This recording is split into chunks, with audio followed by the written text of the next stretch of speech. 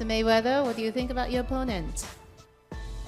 I think that he's young, very strong, very fast, and he's undefeated, so it's obvious he's been doing something right to be where he's at. So I'm proud of him.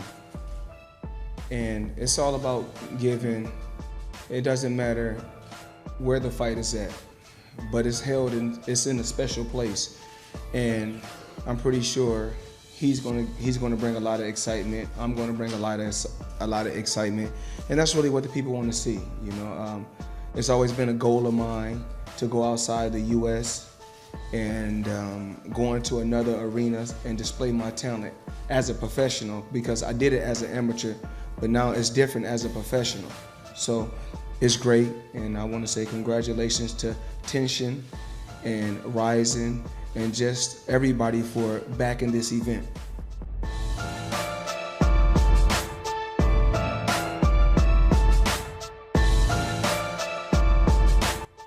Well, as far as the weight class and the rules, we'll talk about that. You know, we'll get that situated, you know, within the next couple weeks.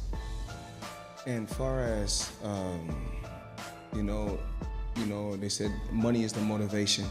Well, we all know that I had a great career. You know, I was very truly blessed, you know, to be in the sport a long time and to make over $1 billion in the sport and to make smart investments. This particular bout is a special bout, you know, far as we're giving the people something that they never seen before. You know, the world has never seen Mayweather compete live in Tokyo. You know, throughout the years, I've seen a lot of fans from Japan come to Las Vegas and come to the U.S. But, you know, me and my team said, let's do something different.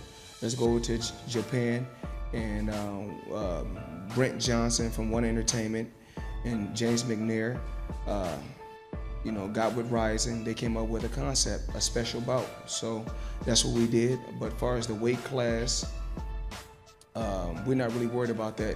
When it's all said and done, it's all about me going out there displaying my skills against another skillful fighter.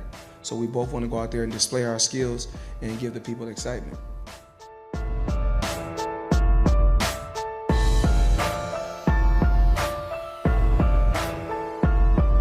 Conor has so much money, and you know, this dum-dum, I don't even know what his this was some other welterweight.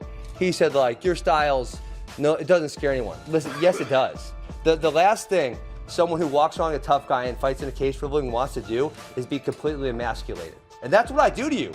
Listen, I hold you down for as long as I want, I punch you as many times as you want, and there's not an effing thing you can do about it. And that is so completely emasculating. That steals your manhood. That is a feeling that none of those guys ever want to feel in their life. And Conor has enough money, or he would never risk that. And then what do you think is... That's going to be a blast. I hope it happens. I think I am Khabib, just a little better, a little bigger, a little funkier.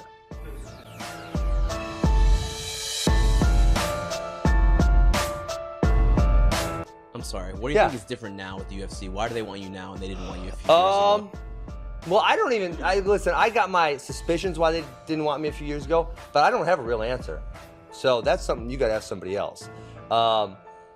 You know, a marketable fighter who I think I can speak pretty well. I mean, my English is fairly good. Who's 12-0, who's an Olympian, who's an NCAA champion. That seems like a no-brainer, slam dunk, right? But for some reason they passed. Again, I have my suspicions. I can't tell you for sure. You got to ask other people that question.